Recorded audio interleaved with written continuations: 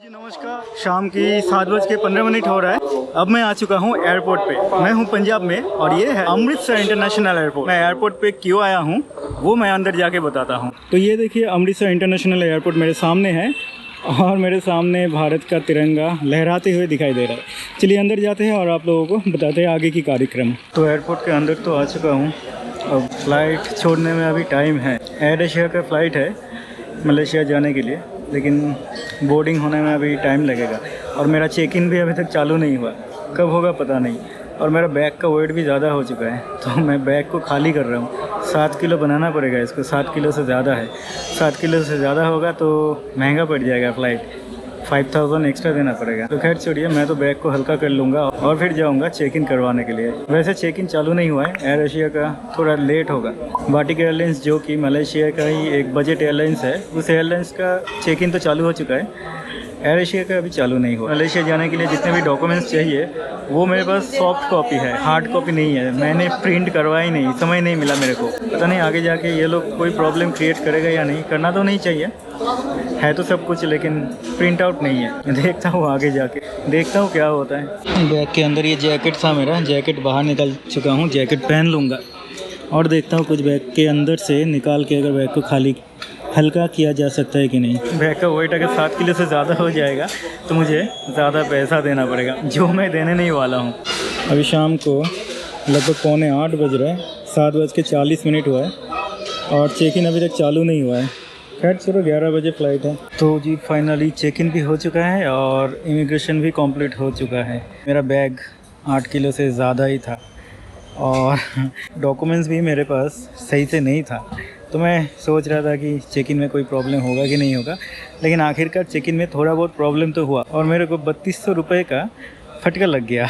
चलो अब क्या किया जा सकता है। जब हम लोग अंतर्राष्ट्रीय ट्रैवल करते हैं तो ऐसे छोटे छोटे फटके लग जाते हैं। वो फटका क्यों लगा? क्योंकि मेरा रिटर्न फ़्लाइट था नहीं। अब रिटर्न फ़्लाइट नहीं था तो उन लोगों ने मुझे अलाउ नहीं करा, तो मुझे इंस्टेंटली ज़्यादा पैसा दे के रिटर्न फ़्लाइट करवाना पड़ा। लगभग 3200 रुपये, यानी 3200 रुपये ज़्यादा दे के इंस्टेंटली रिटर्न फ़्लाइट करवाना पड़ा। और इमिग्रेशन कंप्लीट करने के बाद मैं अभी इधर अंदर आके बैठा हूँ और फ़्लाइट डिले है। लगभग 1.5 घंटा डिले है फ़्लाइट। बहुत ज़्यादा ही वेट करना पड़ेगा। उतने सारे लोग यहाँ पे हैं नहीं। अभी रात का फ़्लाइट है तो रात के फ़्लाइट में ज़्यादा पैसेंजर है भी नहीं। देखिए ये वाला सोफ़ा है, यहाँ पे आके बैठे हूँ और पहली बार मेरे को कोई एयरपोर्ट के अंदर कबूतरे उड़ते हुए दिखाई दिया। ज़ंज़ीबार में मुझे दिखाई दिया था एयरपोर्ट के अंदर कौवे उड़ते हुए। अब आके मुझे अमृतसर एयरपोर्ट पर कबूतर उड़ते हुए दिखाई दे रहा है।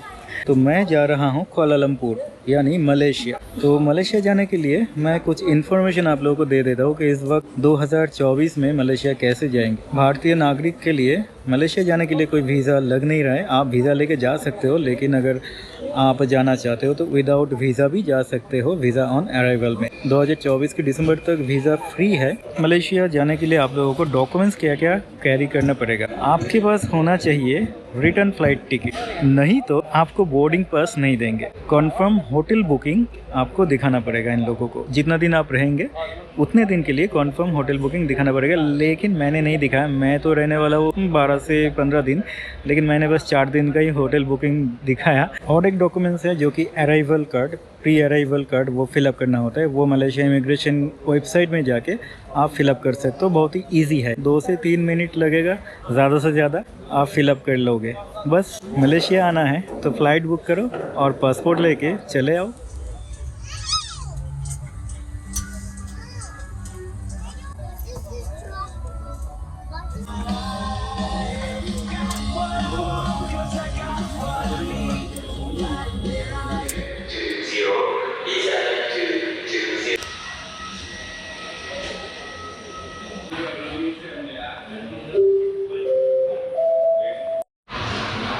भारतीय समय अनुसार 7 बज रहा है, सुबह की 7 बज रहा है और मैं कुआलालंपुर यानी मलेशिया आ चुका हूँ। तो इमिग्रेशन हो चुका है और मैं बाहर भी आ चुका हूँ और अब मेरे पास पैसा नहीं है तो मनी विड्रॉ करना पड़ेगा। मेरे पास दो ऑप्शन है, एक है मनी एक्सचेंज जो कि मैं डॉलर के बदले में ले सकता हूँ। मेरे पास डॉलर्स है तो मैं डॉलर के बदले में मलेशियन रिंगिट ले सकता हूँ, लेकिन मैं अभी डॉलर एक्सचेंज नहीं करने वाला हूँ। मैं डॉलर अपने पास ही रखूँगा और मैं एटीएम से मनी विड्रॉ करूँगा क्योंकि मेरे पास इंटरनेशनल कार्ड्स है। तो पीछे मुझे एटीएम दिखाई दिया एयरपोर्ट के अंदर, तो यहाँ से थोड़ा बहुत पैसा विड्रॉ कर लेता हूँ और फिर शहर पहुँच के बाद में जितना लगेगा उतना विड्रॉ कर लेंगे। अभी थोड़ा बहुत कर लेता हूँ। बैगेज क्लेम के सामने मैं खड़ा हूँ, लेकिन बैगेज तो मुझे क्लेम नहीं करना है क्योंकि मेरे पास कोई बैगेज है ही नहीं। जो छोटा सा बैग मैं अपने साथ लेकर आया, बस ये एक लौता बैग है मेरे पास, तो बैगेज क्लेम नहीं करना है। चलिए मनी विड्रॉ कर लेता हूँ। करेंसी एक्सचेंज करने के लिए ऑफिस है और इधर एटीएम है। एटीएम में अभी लाइन पड़ चुका है।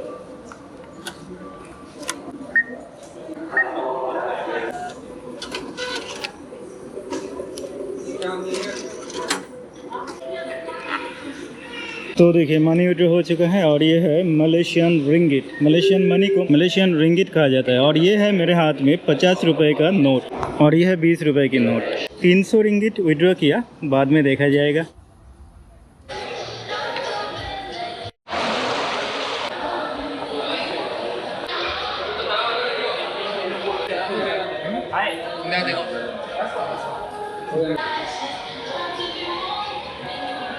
Is that done? ओके, सो ये हॉटलिंक का सिम ले लिया। ये वाला अभी मलेशिया का मेरा नंबर है कुछ दिनों के लिए, 30 डेज़ की वैलिडिटी है। हॉटलिंक का सिम है ये। यहाँ पे प्राइजेस दिखा देता हूँ। रिंगिट 29 पे 40 GB है जो मैंने लिया और इन लोगों ने मुझे 20 GB एक्स्ट्रा दिया। और भी काफ़ी सारे हैं। अनलिमिटेड प्लान के लिए 45 रिंगिट और 66 रिंगिट में 100 GB अल्ट्रा स्पीड 5G और यहाँ पे अनलिमिटेड डेटा दिया जा रहा है। Unlimited data plus unlimited local calls. मैंने जो सिम लिया उसमें भी हाई स्पीड इंटरनेट 60 GB मिल रहा है और अनलिमिटेड लोकल कॉल भी मिल रहा है। तो आप लोग अगर आ रहे हो मलेशिया में तो हॉटलिंक का सिम ले सकते हो जो कि काफ़ी सस्ता है और GB भी बहुत ही ज़्यादा मिल रहा है। वैसे तो मैं सुना था कि सेलकॉम का सिम यहाँ पे काफ़ी चलता है मलेशिया में, लेकिन थोड़ा महंगा है और GB भी कम मिलेगा। तो मैंने हॉटलिंक ले लिया। होपफुली अच्छा ही काम करेगा, अच्छा नेटवर्क मिलेगा मुझे। 15 दिन ही तो रहना है। तो ये है मलेशिया का कुआलालंपुर एयरपोर्ट जो कि काफ़ी ह्यूज है अपने साइज़ में और खूबसूरत भी काफ़ी है। यहाँ पे देखिए कैंडी शॉप है, बहुत सारा कैंडी यहाँ पे रखा हुआ है और पिकल वगैरह भी शायद है या फिर डेट्स वगैरह, डेट्स एंड ड्राई फ्रूट्स, काफ़ी कुछ बेचा जा रहा है यहाँ पे, लेकिन महंगा काफ़ी होगा। तो ड्राई फ्रूट्स और कैंडीज है बेसिकली, और सारे के सारे चीज़ तो मुझे समझ नहीं आ रहा है, लेकिन यहाँ पे एक चीज़ समझ आ रहा है कि ये कीवी है, ड्राइड कीवी है। और इसका प्राइस मैं आप लोगों को बता देता हूँ। कीवी 47 लिखा हुआ है, लेकिन ये 100 ग्राम का रिंगिट में आएगा 5 रिंगिट, यानी 5 रिंगिट कितना, करीबन 100 रुपये। 100 रुपये में 100 ग्राम मिलेगा। बेरीज है और यहाँ पे डेट्स या फिर खजूर है। और इधर देखिए कैंडीज़ वगैरह काफ़ी सारा है, काफ़ी सारा कैंडीज़ है। और मैं अभी आ चुका हूँ फूड कोर्ट की तरफ। सामने मुझे फूड कोर्ट दिखाई दे रहा है, देखता हूँ कुछ खाने लायक मिलता है कि नहीं।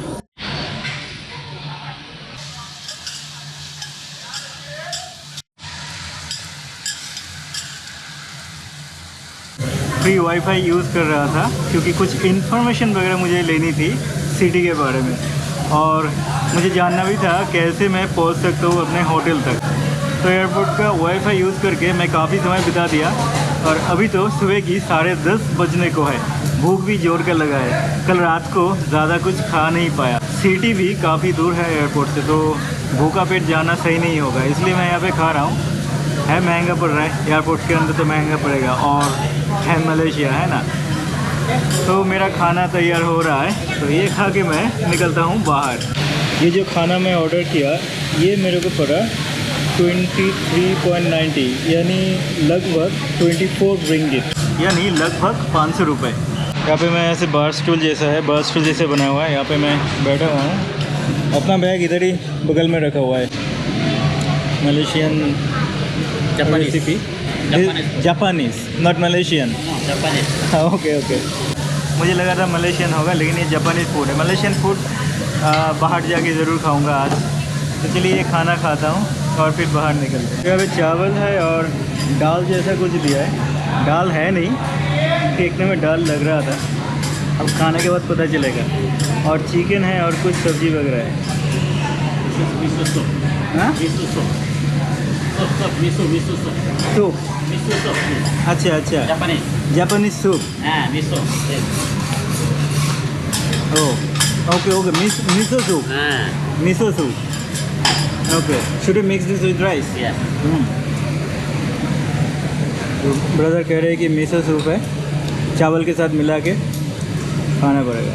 चिकन भी डालना अच्छा लगेगा। हाँ हाँ हाँ, वो भी थोड़ा डालो, चिली चिकन। ओके, ये क्या है? टिकुमेन केचप। Okay, ketchup. दूसरा लगी जाए जापानीज केचप, टिकुमेन। किकुमैन। ओके ओके, बढ़िया है, काफ़ी बढ़िया।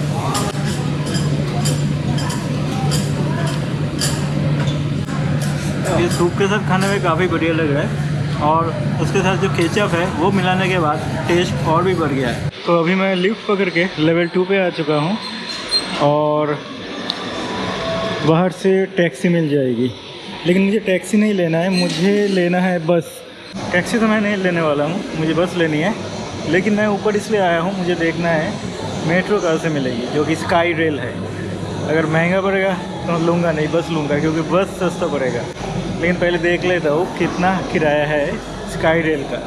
लेकिन ये मैं कहाँ पे आ गया, यहाँ से तो मुझे शायद कुछ नहीं मिलेगी, कोई मेट्रो वगैरह स्काई रेल वगैरह तो यहाँ से नहीं मिलेगी। फ़्लाइट पकड़ के कहीं पे जाने के लिए चेक इन काउंटर है, मुझे तो मेट्रो रेल देखना था, यहाँ से कुछ नहीं मिलेगी, दूसरी जगह है शायद। तो ये एक ओपन एरिया है और दूर मुझे लोग सिगरेट पीते हुए दिखाई दे रहा है।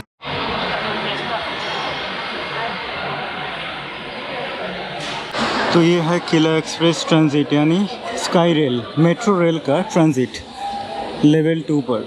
तो यहाँ पे स्काई रेल का टिकट काउंटर है। स्काई रेल से जाने के लिए टिकट चाहिए होगा, है ना? तो टिकट लेने के लिए टिकट काउंटर है और वहाँ पे मशीन लगा हुआ है जहाँ से आप डेबिट कार्ड या फिर क्रेडिट कार्ड से खुद टिकट परचेस कर सकते हो। तो यहाँ पे काफ़ी सारे जगहों पे जाने के लिए टिकट है। केल सेंटर, मेरे को तो केल सेंटर जाना है, काफ़ी सारा जगह है। केल सेंटर जाने के लिए 1 एडल्ट सही है। सिलेक्ट टिकट से डिटेल्स, 55 रिंगिट। तो पीछे से आप टिकट तो ले सकते हो अगर मलेशिया कोलालमपुर आते हो, और आपको केल सेंटर ही जाना पड़ेगा क्योंकि वो सेंटर एरिया है। कोलालमपुर का सेंट्रल एरिया है, यानी सेंटर पॉइंट। तो केल सेंटर ही आप लोग शायद जाएंगे, और वहाँ पे जाने के लिए 55 रिंगिट आपको देना पड़ेगा। 55 रिंगिट से आप स्काई रेल पकड़ के जा पाएंगे, यानी मेट्रो रेल। लेकिन उसके लिए आप अगर टिकट काउंटर से परचेस करते हो तो आप कैश दे के परचेस कर पाओगे, नहीं तो आपको क्रेडिट कार्ड या फिर डेबिट कार्ड या फिर फॉरेक्स कार्ड से आप मशीन से परचेस कर पाओगे, कियोस्क से। अब मेरे पास तो सारे के सारे कार्ड है, क्रेडिट कार्ड, डेबिट कार्ड और फॉरेक्स कार्ड भी है, लेकिन प्रॉब्लम है महंगा बहुत है। 55 रिंगिट यानी 1100 रुपये होता है इंडियन मनी में। तो मैं उतना पैसा नहीं दूंगा सिटी जाने के लिए। उतना पैसा नहीं दूंगा, मैं बस लेके चला जाऊंगा, क्योंकि मलेशिया में बस काफ़ी सस्ता है और काफ़ी अच्छा सर्विस भी प्रोवाइड करता है। ये भारत जैसा नहीं है, ये मलेशिया है, तो बस सर्विस काफ़ी अच्छा है। 15 रिंगिट में मैं पहुंच जाऊंगा केल सेंटर। तो अभी के लिए मैं स्काई रेल पे चढ़ने का इरादा छोड़ देता हूं। और इधर भी बहुत कुछ खरीदने के लिए मिठाई वगैरह यहाँ पे है और बैग्स वगैरह भी है। तो आप लोगों को, और मुझे दिखाई दे रहा है इंटरनेशनल चार्जर जो मुझे चाहिए, लेकिन मैं अभी ख़रीदूँगा नहीं, मेरे पास है। तो मिठाई भी दिखाई दिया और ट्रैवल एक्सेसरीज गियर्स भी दिखाई दिया। अभी यहाँ पे कपड़ा दिखाई दे रहा है, शायद ये लोकल मलेशियन कपड़ा है। देखिए कैसा होता है मलेशियन कपड़ा। और यहाँ पे बच्चों के लिए कुछ सामान, टॉयज़ वगैरह ख़रीदना है तो काफ़ी अच्छा दुकान है। बस पकड़ते हैं और जाते हैं केल सेंटर, यानी सिटी सेंटर।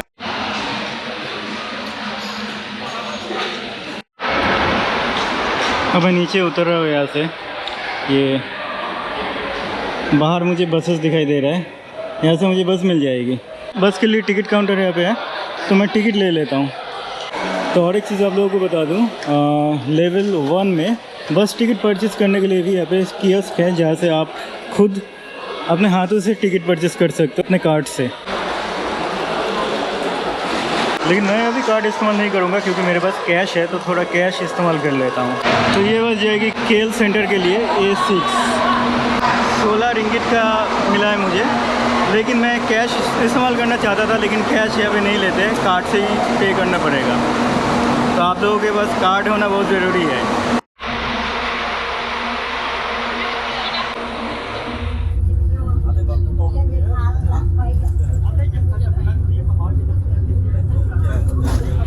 तो मैं केएल सेंट्रल पे तो आ चुका हूँ, और ये एक्चुअली रेलवे स्टेशन है, LRT कोलालमपुर। LRT इस जगह का नाम है, जैसे कि सिंगापुर में MRT थी, यहाँ पे LRT है। केएल सेंट्रल स्टेशन का नाम है, जहाँ पे मैं बस लेकर आया हूँ। लेकिन ये चारों तरफ दिखाई दे रहे हैं काफ़ी सारे मेट्रो लाइन्स। अब मुझे मेट्रो पे तो नहीं चढ़ना है, मुझे जाना है मोटर बाइक लेकर अपने होटल तक।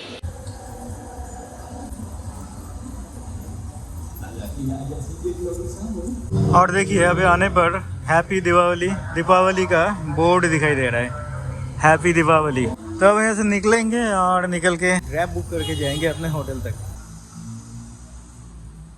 तो अब मैं सिटी में तो उतर चुका हूँ और बाहर भी आ चुका हूँ रेलवे स्टेशन से। लेकिन बाहर आने पर मुझे यहाँ पे सिर्फ कार दिखाई दे रहा है, टैक्सी दिखाई दे रहा है। लेकिन मुझे टैक्सी नहीं लेना है, टैक्सी वैक्सी नहीं लेना है, क्योंकि मैं अकेला इंसान हूँ। टैक्सी लेके क्या करूँगा, मैं लूँगा मोटर बाइक। मुझे मोटर बाइक तो यहाँ पे दिखाई नहीं दे रहा है, ग्रैब बुक करना पड़ेगा। लेकिन ग्रैब यहाँ पे आएगा कि नहीं पता नहीं। फॉरेन टूर करने पर पहला दिन प्रॉब्लम बहुत होता है। पहला दिन कुछ समझ नहीं आता है, क्या करूँ, कहाँ पे जाऊँ, कितना पैसा लगेगा, कहाँ पे गाड़ी मिलेगा, कुछ समझ नहीं आता है। लेकिन आगे आगे सब समझ आ जाता है। आज मेरा पहला दिन है, मेरे को भी कुछ समझ नहीं आ रहा है कि कहाँ पे जाऊँ, कहाँ से मेरे को मोटर बाइक मिलेगी। मोटरसाइकिल एक भी नहीं मिल रहा है अभी इस जगह से। तो मैंने टैक्सी बुक कर लिया। बहुत लेट हो चुका है, तो जाना तो पड़ेगा अपने होटल। और ग्रैब टैक्सी बुक किया। अब देखता हूँ 2 मिनट में आएगी। पहले मोटर बाइक रेंट करने की कोशिश करी थी, वो तो मिला नहीं। फिर ग्रैब टैक्सी बुक किया, लेकिन मेरे लोकेशन पे आ ही नहीं रहा है, कैंसिल कर दे रहा है। और जिस लोकेशन पे ये लोग आ रहे हैं वो मुझे पता नहीं, समझ नहीं आ रहा है। तो बहुत लेट हो चुका है। अब तो जैसे भी करके मुझे पहुंचना है अपना होटल। मलेशिया में मैं आया था बहुत सुबह 10 बजे के करीब, 10 बजे, और देखिए अभी दोपहर होने को है। प्यास जोर के लगा है तो थोड़ा कॉफ़ी पी लेता हूँ। यहाँ पे आइस कॉफ़ी ऐसे बेचा जाता है। आइस का डिब्बा यहाँ पे रहता है, ऐसे डिब्बा लो और फिर कॉफ़ी मशीन में डाल के आइस कॉफ़ी बना लो। 6 रिंगिट का है ये है मशीन, यहाँ से ले लेता हूँ।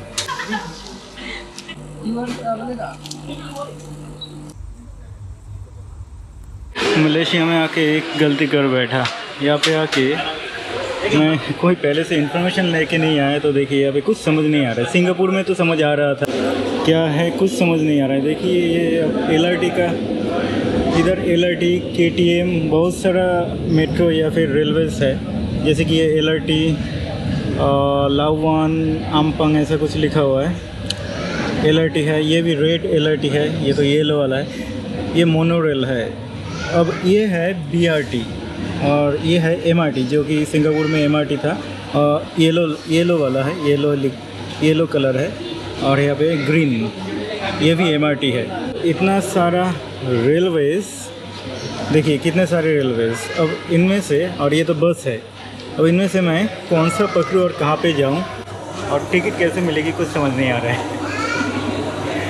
सिंगापुर में ऐसा नहीं होता है। सिंगापुर में एक ही MRT चलती है, कोई प्रॉब्लम नहीं होता है। दूसरे कंट्रीज़ में नहीं हुआ, दुबई में भी नहीं हुआ, लेकिन यहाँ पे कुछ समझ नहीं आ रहा है। मैं बहुत देर से भटक रहा हूँ। तो इतने सारे रेलवेज़ है और बसेस है, तो कौन सा वाला पकड़ के मैं अपने डेस्टिनेशन पे पहुँचूँगा, समझ नहीं आ रहा है। तो विदाउट रिसर्च यहाँ पे आके गलती कर बैठा। बहुत देर से भटक रहा हूँ। यहाँ पे तो समझ आ रहा है कि केएल सेंट्रल से मैं LRT पकड़ के जा पाऊँगा, लेकिन फिर भी कन्फ्यूजन है कौन सा वाला LRT पकड़ूँ, क्या करूँ, तो समझ नहीं आ रहा। मेरे को जाना है पुडू में। तो एक लोकल भाई साहब ने मुझे हेल्प किया और आखिरकार मुझे मिला ये टोकन। तो मैं अब LRT पकड़ के अपने होटल तक जाऊंगा। फिर देखता हूँ क्या किया जा सकता है।